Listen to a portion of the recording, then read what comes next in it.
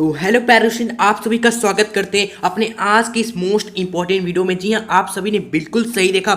इस वीडियो में हम आपका जो साम्यावस्था चैप्टर है, इसके सारे के सारे महत्वपूर्ण टॉपिक्स इस वीडियो में हम कवर करने वाले, जो कि आपको एग्जाम से पहले जरूर देखकर ही जाना है। ठीक है, मुद्दे की बात करेंगे, वही पढ़ेंगे जो एग्जाम में डायरेक्ट पूछा जाता है, जिससे क्वेश्चन प्यारे बच्चों। तो काफ़ी बच्चों के कमेंट्स आ रहे थे, तो हमने कहा कि चलिए क्यों ना 10, 15, 20 मिनट की वीडियोस में इस पूरे चैप्टर, जो कि इतना महत्वपूर्ण चैप्टर है क्लास 11 केमिस्ट्री का, जिससे एनुअल एग्जाम में क्वेश्चंस बारे बच्चों आप समझ सकते हो 10 से 15 नंबर का जरूरी आता है, तो क्यों ना कवर कर दिया जाए। तो आप सभी की डिमांड पर आई ये वीडियो, तो इस वीडियो को ज़्यादा से ज़्यादा लाइक करिएगा, ज़्यादा से ज़्यादा इस वीडियो को अपने प्यारे स्टूडेंट्स, अपने बच्चों को शेयर करिएगा। जी हाँ, ये आपका ही काम है। और जो बच्चे नए हैं तो हमारे चैनल को आप अभी सब्सक्राइब करके जुड़ जाए, ठीक है, ताकि आपको इस तरह की वीडियोस हमेशा इस चैनल पर मिलती रहे। तो चलिए क्यों कर रहे हैं, यहाँ पे अपने आज की महत्वपूर्ण चैप्टर की इस वीडियो को स्टार्ट कर देते हैं।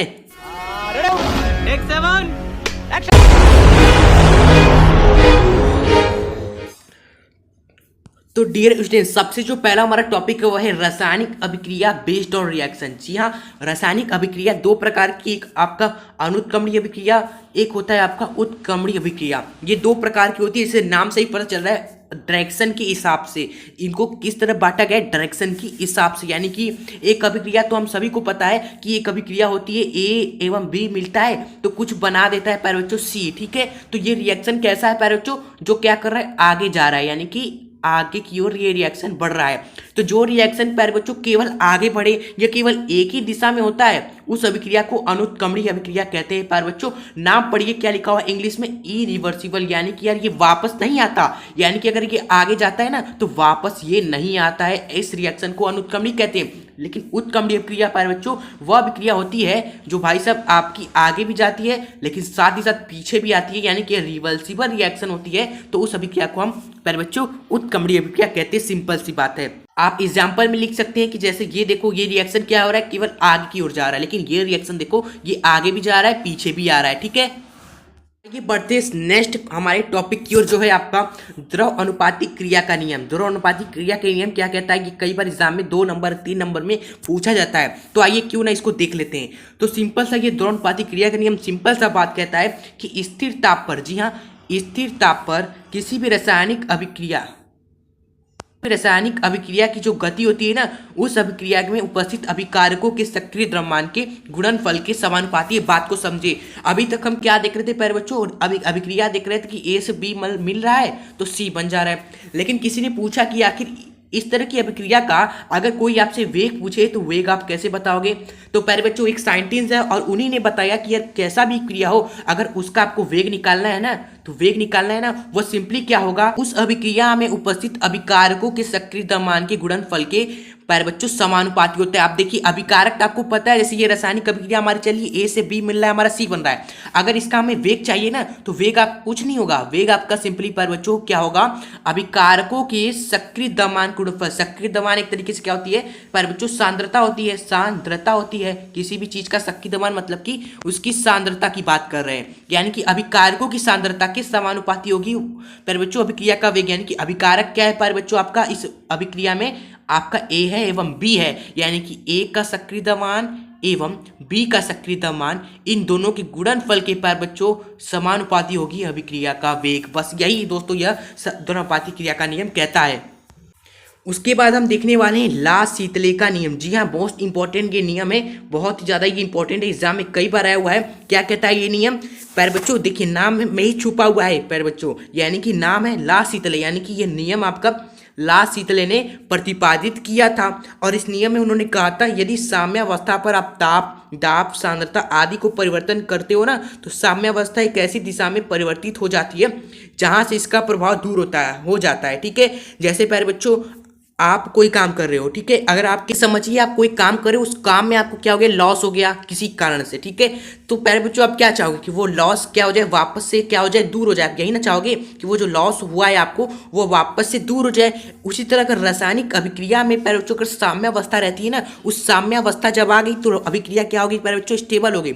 लेकिन अगर आपने उसमें ताप, दाब, सांद्रता आदि को छेड़छाड़ कर दिया, उसको बदलने लगे, तो साम्यावस्था क्या हो जाती है, डिस्टर्ब हो जाती है, यानी कि एक तरीके से उसका लॉस होने लगता है। पहले वो चुपचाप थी, आप उसको छेड़छाड़ कर दिया प्यारे बच्चों, तो उसको डिस्टर्बेंस हो गया, तो वो क्या करना चाहेगा प्यारे बच्चों, आपकी तरह लॉस को दूर करना चाहेगा, आपकी तरह जो उसमें परिवर्तन हुआ है उसको दूर करना चाहेगा।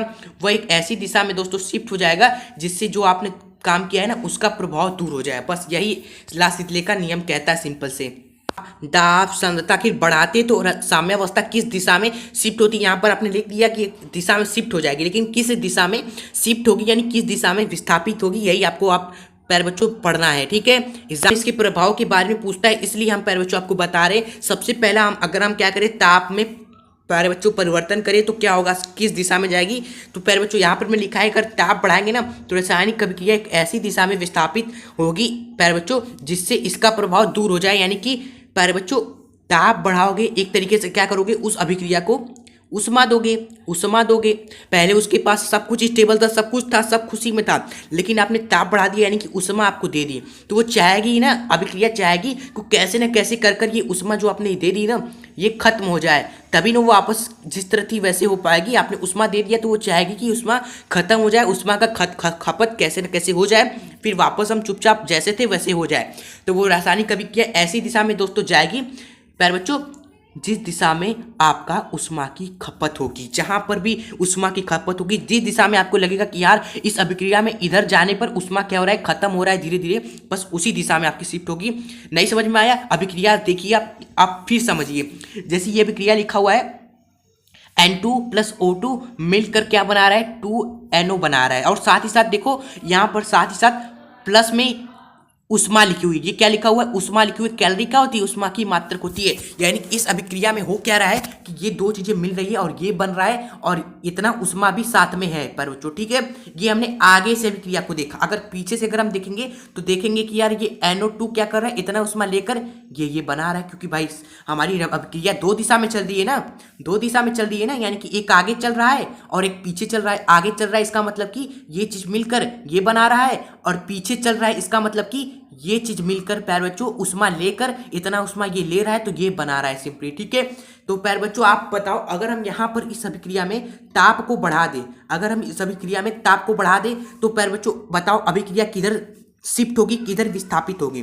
तो आपने अभी आपको बताया, तो सर आपने अभी तो बताया कि अभिक्रिया उस दिशा में शिफ्ट होगी जहां पर उष्मा की खपत हो। यानी कि अगर आप ताप को बढ़ा रहे हो सर, ताप को आप इंक्रीज कर रहे हो यानी कि आप उष्मा को दे रहे हो, सिंपल यही बात हम कह रहे हैं। ताप बढ़ा रहे यानी उष्मा को दे रहे हैं, यानी कि उष्मा जहां खत्म होगी वही दिशा में आपकी क्या हो जाएगा, अभिक्रिया शिफ्ट हो जाएगी, यानी कि इस दिशा में शिफ्ट हो जाएगी, क्योंकि इसी दिशा में प्यारे बच्चों क्या हो रहा है, उष्मा की खपत हो रही है। यहाँ पर अब साफ साफ दिख रहा है, साफ साफ दिख रहा है कि भाई साहब ये भाई साहब जो है ना, ये भाई साहब क्या कर रहे, इतना उष्मा ले रहे और ये चीज बना रहे। अभिक्रिया इधर जब जाएगी ना तभी उष्मा दोस्तों खत्म होगी यहाँ पर। ठीक है, तो ये हो गया दिशा, पश्च दिशा यानी प्रतीप दिशा आप इसको कह सकते हो।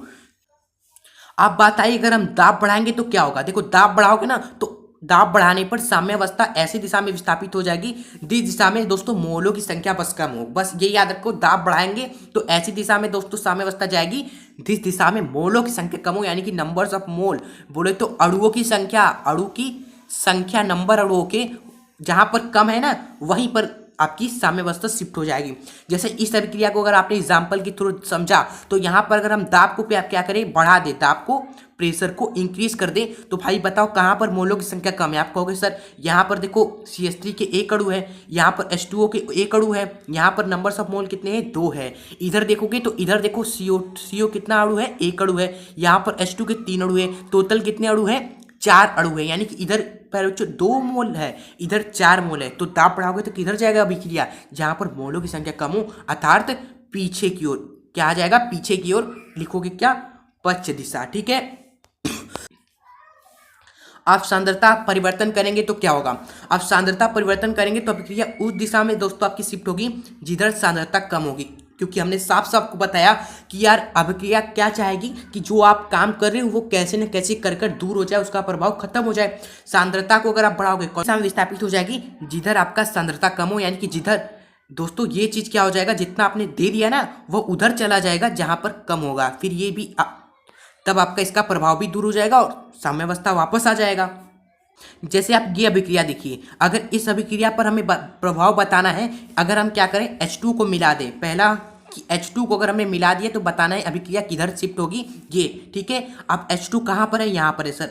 H2 को मिला दिया, इसका मतलब कि H2 की दोस्तों सांद्रता हमने बढ़ा दी, यानी कि इधर सांद्रता क्या हो गया प्यारे बच्चों, इधर की दिशा में सांद्रता बढ़ गया। अब बताओ कम कहाँ पर हुआ, आप कहोगे सर इधर बढ़ा दिया तो भाई साहब इधर की ओर क्या हो जाएगा, सांद्रता कम हो जाएगा।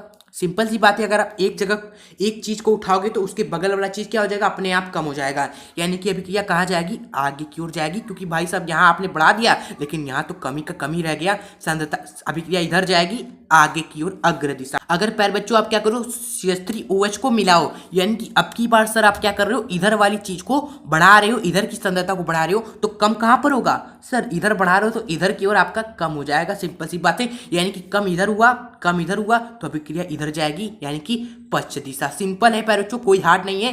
फर्स्ट शॉट में हम आपको हर एक चीज बताने की कोशिश कर रहे हैं। तो चलिए लास्ट इसलिए भाई साहब बहुत इंपॉर्टेंट नियम था, प्रभाव भी हमने आपको समझा दिया। अभिक्रिया अगर आपको एग्जाम में दे देता है, कोई भी रिएक्शन अगर आपको दे देगा ना एग्जाम में, कोई रिएक्शन दे देगा कि आपसे पूछेगा रिएक्शन देके कि बताओ अगर हमने ताप बढ़ा दिया, अगर हमने दाब बढ़ा दिया, अगर हमने सांद्रता बढ़ा दिया, तो अभिक्रिया पूछेगा कि आपसे अभिक्रिया पर क्या प्रभाव होगा, अभिक्रिया पर क्या प्रभाव होगा, ये एग्जाम में आपसे पूछ सकता है प्यारे बच्चों, ठीक है। तो जो हमने आपको बताया, जो हमने आपको तरीका बताया प्यारे बच्चों, उसको याद रखना है, ठीक है। चलो अब देखते हैं हम यहाँ पर नेक्स्ट टॉपिक, वह है वैद्युत अपघट्य किसे कहते हैं। नाम से ही पता चल रहा है, ऐसी अपघट्य प्यारे बच्चों जो जल में घोलने पर पूर्ण रूप से या फिर आंशिक रूप से प्यारे बच्चों वियोजित हो जाते हैं, बोले तो आपके टूट जाते हैं। ऐसे प्यारे बच्चों यौगिक को हम क्या बोलते हैं ना, वैद्युत अपघट्य बोलते हैं। जिसे जल में हमने डाला तो वो टूट गया। तो पैरेसिस अब हमारा नेक्स्ट टॉपिक स्टार्ट होता है, और यह है आपका ओस्टवाल्ड तनुता का नियम, और जो कि बहुत ही ज़्यादा इंपॉर्टेंट है, एग्जाम में कई बार ये पूछा गया है, ठीक है। तो देख लेते हैं क्या कहता है ये नियम। ये नियम कहता है कि स्थिर ताप पर ध्रुव वैद्युत अपघट्य के वियोजन की मात्रा की क्या होती है, तनुता के वर्गमूल की समानुपाती होती है प्यारे बच्चों। इसी को ओस्टवाल्ड तनुता का नियम कहते हैं। देखिए समझिए, हर एक बात को रिलेट करिए। अभी तक हमने दोस्तों क्या देखा, वैद्युत अपघट्य के बारे में देखा, और हमने वियोजन की मात्रा देखी, जो हमें बताता है कि यार कोई भी वैद्युत अपघट्य कितना टूटता है जल में, ठीक है। और इसी हमने प्यारे बच्चों वैद्युत अपघट्य को दो तरीके से भी डिवाइड किया। एक हो गया प्रबल वैद्युत अपघट्य, जो पूर्ण रूप से वियोजित हो जाते हैं, जो जल में टूट जाते हैं, और दुर्बल वैद्युत अपघट्य जो थोड़े थोड़े रूप से आंशिक रूप से टूटते हैं, ठीक है। यानी कि यार इनका जो वियोजन की मात्रा होती है ना, वो पूरी 100% नहीं होती है, 100% नहीं होती है। और प्रबल वैद्युत अपघट्य की जो दोस्तों वियोजन की मात्रा होती है ना, वो 100% होती है। अब वैज्ञानिकों ने सोचा कि यार ठीक है, इसका 100% नहीं है, तो भाई साहब कितना है, 100% नहीं है तो कितना है। और यही दोस्तों आपका बताता है ओस्टवाल्ड वैज्ञानिक, और बताते हैं कि यार चिंता मत करो, दुर्बल वैद्युत है ना, दुर्बल वैद्युत अपघट्य है ना, इसकी बस वियोजन की मात्रा क्या होगी ना, तनुता के वर्गमूल के बस समानुपाती होगी। तनुता बोले तो दोस्तों वॉल्यूम, यानी कि वियोजन की मात्रा दुर्बल वैद्युत अपघट्य के लिए क्या होगा, उसके वॉल्यूम के वर्गमूल, देखो वर्गमूल लिखा है ना, वॉल्यूम के वर्गमूल, वॉल्यूम का हमने क्या ले लिया, वर्गमूल ले लिया, और इसी के समानुपाती होता है। बस यही आपको लिख देना है, कोई आपको टेंशन नहीं लेना है। तो अब हम बढ़ते हैं आगे, यानी कि अम्ल एवं क्षार के बारे में हम पढ़ने स्टार्ट करते हैं, ठीक है। देखिए अम्ल एवं क्षार के बारे में हम बचपन से देखिए पढ़ते आ रहे, क्लास 6, 7, 8, 9 से प्यारे बच्चों की वो पदार्थ जो जल में टूटते हैं और H+ आयन देते हैं उसको अम्ल बोलते हैं, और क्षार जो OH- आयन बोलती है। तो पहले हमने आर्यनेस के सिद्धांत पे पढ़ा था, लेकिन जो हमारा इंपॉर्टेंट है वह है आपका लारी तथा ब्रांस्टेड अवधारणा में जो बताया गया है वो इंपॉर्टेंट है। एग्जाम में कई बार आया हुआ है कि लारी तथा ब्रांस्टेड अवधारणा के आधार पर आप अम्ल एवं क्षार को बताएं, ठीक है। तो आप क्या लिखोगे, अम्ल वे पदार्थ है, इस अवधारणा में अम्ल वे पदार्थ है जो H+ को दे सकते हैं, लेकिन क्षार वे पदार्थ है जो H+ को ले सकते हैं, ये आपको लिखना है सिंपली, ठीक है।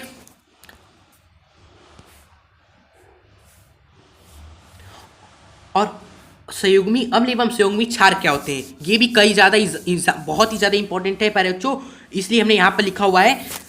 संयुग्मी अम्ल क्या होते हैं प्यारे बच्चों, जो क्षारक द्वारा H+ ग्रहण करने के पश्चात प्राप्त होते हैं, उसे हम संयुग्मी अम्ल बोलते हैं। और संयुग्मी क्षारक क्या होते हैं, जो अम्ल यानी कि अम्ल क्या करे, अगर H+ आयन देने के पश्चात जो प्राप्त हो रहा है ना, उस यौगिक को हम क्या बोलते हैं, संयुग्मी क्षारक बोलते हैं प्यारे बच्चों, ठीक है। आप कई बच्चों को लगेगा सर कैसे याद करें, ये थोड़ा हमको लग रहा है कि यार घूम जाएंगे एग्जाम में, उल्टा हो जाएगा।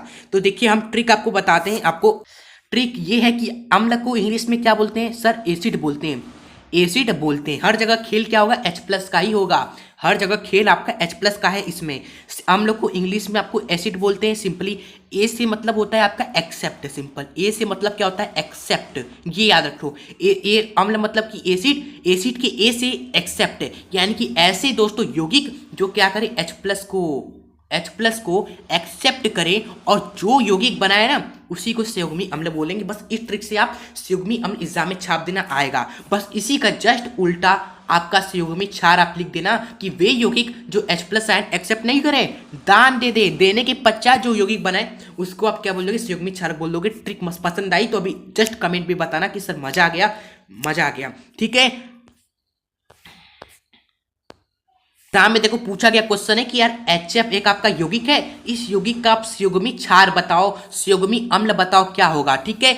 अब देखो अम्ल से क्या होता है, एसिड, एसिड मतलब कि एक्सेप्ट, यानी कि H+ को क्या करो आप इसमें डाल दो, H+ को क्या करो इसमें डाल दो, यानी कि H+ को आप इसमें जोड़ दो, तो जो आपका बनेगा वही आपका संयुग्मी अम्ल होगा। और जस्ट इसका उल्टा आप क्या करो, क्षारक में करो, यानी H+ को निकाल दो, जो आपका आएगा F- वो आपका संयुग्मी क्षारक होगा। इस तरह एग्जाम में अगर आपको ऑब्जेक्ट इस तरह आ जाए प्यारे बच्चों, इस तरह के क्वेश्चंस, तो आपको इस तरह कर देना है बस, ठीक है। परिभाषा पूछे, अंतर पूछे तो वो आपको लिख देना है। तो अब हम देखने वाले लुईस अम्ल किसे कहते हैं, लुईस क्षारक किसे कहते हैं। प्यारे बच्चों अंतर इस पे कई बार पूछा जाता है, ठीक है। और पूछा जाता है कि लुईस अम्ल के उदाहरण लिखिए, लुईस क्षारक के उदाहरण लिखिए, इनमें अंतर लिखिए। तो देखना जरूरी है, छोटा सा है लेकिन 2-3 नंबर का खेल करता है एग्जाम में। तो लुईस अम्ल किसे कहते हैं प्यारे बच्चों, आप कहोगे सर ये क्या, इसमें भी आप याद करोगे, इसमें भी ट्रिक है, ट्रिक ट्रिक ट्रिक हर जगह हम लगा देंगे जहां लग सकता है। अम्ल मतलब कि एसिड, एसिड मतलब कि प्यारे बच्चों एक्सेप्ट, यानी कि प्यारे बच्चों इसमें क्या करोगे ना, लुईस का जो मतलब होता है प्यारे बच्चों लोन पेयर, बस लुईस का मतलब होता है लोन पेयर। और वहां पे अम्ल क्षार की बात कर रहे थे हम, तो H+ को ले रहे थे, यहाँ पर लुईस का मतलब होता है लोन पेयर, लुईस का मतलब होता है लोन पेयर, यानी कि ऐसे कंपाउंड जो क्या करे, लोन पेयर को एक्सेप्ट करते हैं, ग्रहण करते हैं, उनको हम क्या बोलते हैं, लुईस अम्ल बोलते हैं। जस्ट इसका उल्टा लिख दोगे, यहाँ पर बताने की जरूरत ही नहीं है, ठीक है। इसका एग्जाम्पल हमने लिखा हुआ है ये सारे कंपाउंड, और इसमें एग्जाम्पल में हमने ये लिखा हुआ है क्योंकि भाई इनके पास देखो लोन पेयर है, ये क्या कर सकते हैं प्यारे बच्चों, इसका उल्टा एक्सेप्ट ना कर ये दोस्तों डोनेट कर सकते हैं किसी भी कंपाउंड को लोन पेयर, क्योंकि इनके पास है भाई, जिसके पास है तो वो डोनेट ही करेगा, सिंपल सी बात है। वो है पीएच मान किसे कहते हैं, ठीक है, एग्जाम में आया हुआ, और पीएच मान निकालने को भी कई बार पूछा गया है, तो देख लीजिए ना पीएच मान क्या होता है आपका, इसका फॉर्मूला बस याद रखें, आपको डिफिनेशन याद नहीं करना है बस, ठीक है। फॉर्मूला क्या होता है वो याद रखें, ये होता है सर, क्या लिखा हुआ है फॉर्मूला में सर, यहाँ पर लिखा हुआ H+ की सांद्रता, यहाँ पर लॉग यानी कि लघुगण, और यहाँ पर माइनस यानी कि ऋणात्मक। फॉर्मूला याद है, परिभाषा खुद ही लिख लोगे कि H+ आयन यानी कि हाइड्रोजन आयन सांद्रता की ऋणात्मक लॉग लघुगण को ही हम क्या बोलते हैं प्यारे बच्चों, पीएच मान कहते हैं। बस सिंपल सी बात है, ये हमने लिखा भी है, फॉर्मूला से आप परिभाषा लिख लेना, याद कम करना है, लॉजिक एवं कॉन्सेप्ट के साथ हर एक चीज समझने जा रहा है, ताकि प्यारे बच्चों यही तो पढ़ने का तरीका होता है। बच्चे रटते जाते हैं और कहते हैं कि सर भूल जाते यार, कुछ चीज़ों को अगर आप ट्रिक से, कुछ चीज़ों को आप प्यारे बच्चों कॉन्सेप्ट से याद रखो, हर एक चीज़ याद रहेगा, ठीक है। और पीएच मान जब भी आपसे पूछे तो बस इसी फॉर्मूला को लगा देना है, और आपका किसी भी कंपाउंड का पीएच मान आपका आ जाएगा सिंपली, ठीक है। अब हम नेक्स्ट टॉपिक देखने जा रहे हैं, सम आयन प्रभाव किसे कहते हैं प्यारे बच्चों, ठीक है। हर एक टॉपिक इंपॉर्टेंट है, इसलिए अच्छे से पढ़ते चलिए टॉपिक जो हम आपको पढ़ा रहे हैं इस चैप्टर में, ठीक है।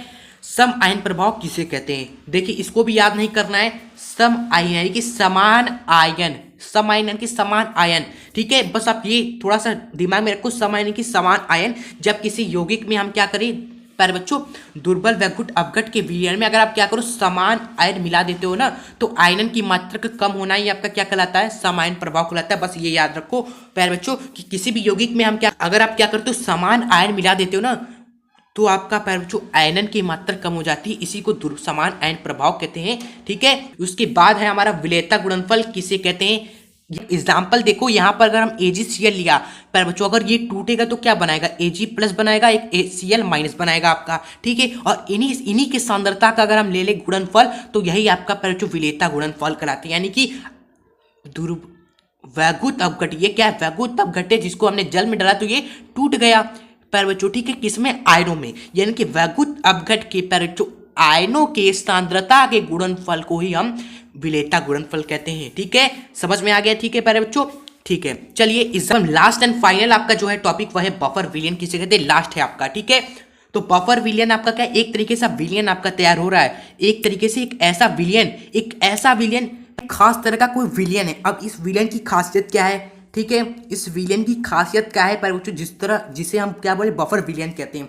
तो देखिए, ये एक ऐसा तरह का विलियन होता है ना, जिसमें अगर आप अम्ल को मिला दो, क्षार को थोड़ा बहुत क्या करो, किसी विलियन में आप क्या करो, अम्ल को डाल दो, थोड़ा बहुत क्षार को डाल दो। ठीक है, तो डालने से पहले बच्चों कुछ होता ही नहीं है, यानी कि अम्ल भी डाल दिया, क्षार भी डाल दिया, जो H+ की सांद्रता विलियन में थी ना, वो वही की वही है।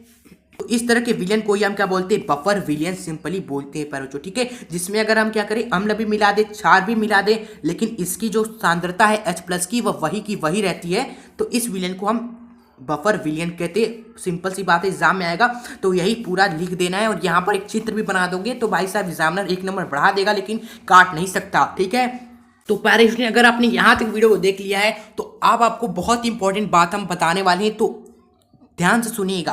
तो ये चैप्टर हमने समझ लिया प्यारे बच्चों, ठीक है, और इस चैप्टर में आपका इतना ही नहीं है, इस चैप्टर में आपके न्यूमेरिकल्स भी है। तो अब न्यूमेरिकल्स हम कहाँ से करें सर, देखिए आपके लिए हमने कंप्लीट वीडियो बनाई थी, जिसमें हमने क्लास 11 केमिस्ट्री के सारे न्यूमेरिकल्स कराए थे।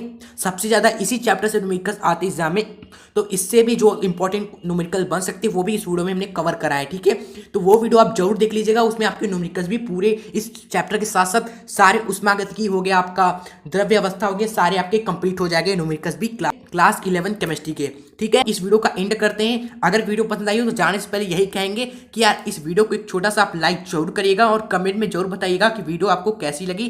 ठीक है, और शेयर भी अवश्य करें, किसी न किसी एक पर्सन को आप जरूर शेयर करेगा। ठीक है प्यारे स्टूडेंट्स, और जो बच्चे नए हैं हमारे चैनल को जल्द से जल्द सब्सक्राइब करके हमारे साथ जुड़ जाए, और आप हमारे चाहे तो education for boards, education board YouTube channel को भी सब्सक्राइब कर सकते हैं प्यारे बच्चों, जिसमें हम आपको क्लास 11 12 से संबंधित महत्वपूर्ण वीडियोस मिलती रहती है। ठीक है, तो प्यारे स्टूडेंट्स, आने से पहले यही कहेंगे, पढ़ते रहें, खुश रहें और आगे बढ़ते रहें। आपके एग्जाम के लिए मेरी तरफ से बेस्ट ऑफ लक।